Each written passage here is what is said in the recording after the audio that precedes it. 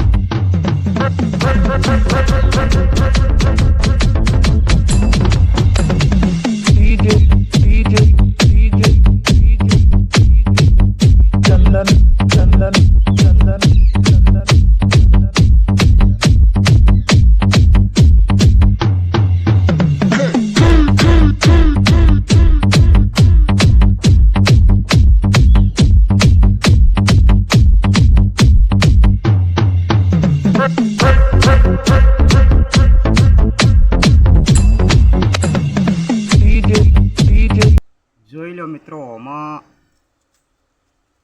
કાગળ હળગવામાં આવ્યું ને, જોઈ લો કે આ કાચમાં શું છે એવું કે સૂરજની ગરમીથી આ કાગળ હળગી ગયું છે. જુઓ કમ્પ્લીટ હળગ્યું છે ને. તો આ ચેનલને સબસ્ક્રાઈબ કરજો, ફૂલ સપોર્ટ કરજો. આ બાજુ આ કાચ જોઈ લો. કાચથી ને કાગળ કમ્પ્લીટ હળગાયું છે. એવી